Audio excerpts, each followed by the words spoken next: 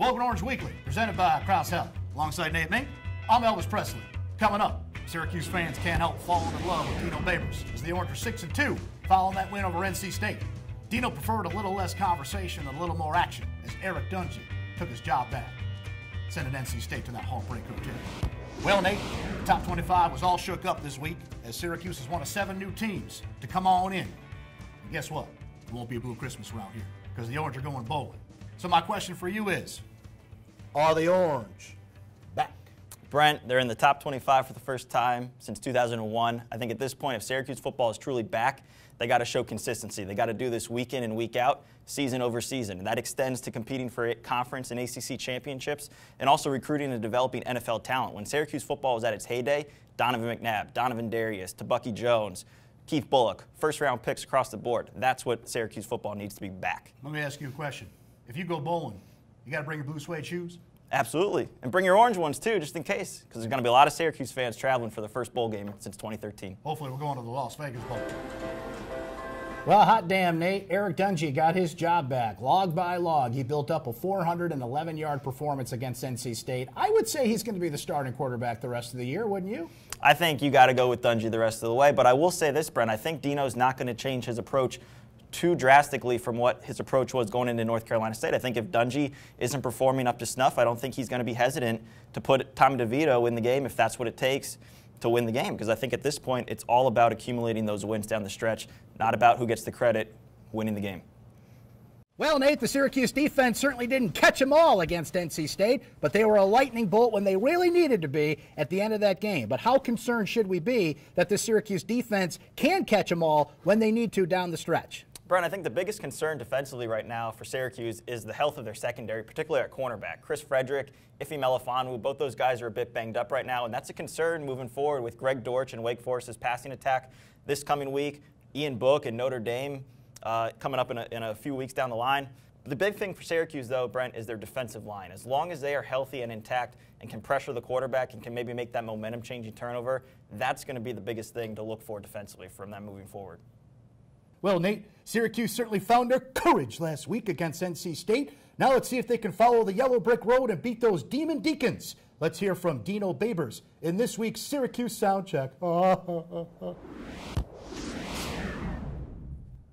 I can't appreciate it, and I also recognize that we need to consistently keep doing the things that we're doing, or we're not going to be able to be proud and about this moment. Yes, we're here, and it's fabulous.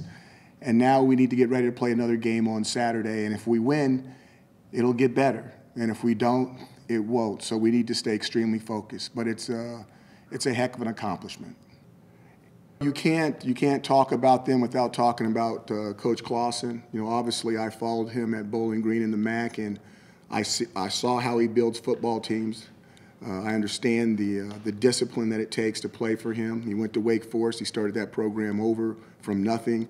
Obviously, they went bowling last year, and they beat a very good Texas A&M team in the bowl, which was very, very impressive.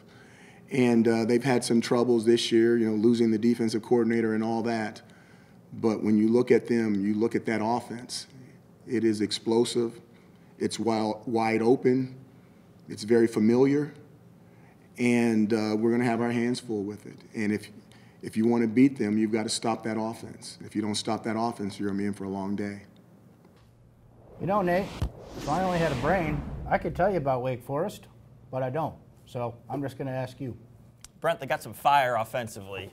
Greg Dortch is a game breaker over the top and in the return game. They got a veteran, beefy offensive line that powers a strong running game led by Cade Carney and Matt Colburn. But defensively, Brent, Wake Forest is a mess. They fired their defensive coordinator earlier in the season after giving up 56 points to Notre Dame. Syracuse is going to have a golden opportunity to score in bunches, and I think they might need to score in bunches given the firepower from Wake Forest. You know, to get to Wake Forest, some people go this way, some people go that way. I think you're going both ways. All right, Nate, it's prediction time. Syracuse and Wake Forest. You know, if the Orange win this game and get to 7-2, that's kind of a big deal. Yeah, Brent, it is. And I think they get there. I think Syracuse has a significant advantage at quarterback. Wake Forest starts a true freshman in Sam Hartman. Eric Dungy from Syracuse is obviously coming off a career game. I think Syracuse at the end of the day has enough firepower to outscore Wake, even if their defense is a little banged up right now. You know, Wake scored a lot of points against Louisville last week, but this one's not exactly going to be a Vlasic. I got Syracuse 55, Wake Forest 30. That's Orange Weekly presented by Krause Health. For Beaker, I'm Dr. Honeydew. We'll talk to you next time. Happy Halloween.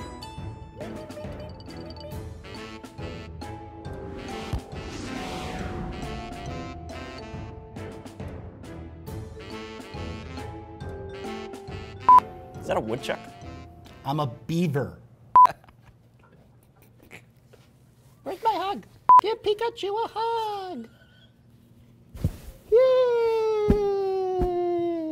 That's kind of a big deal.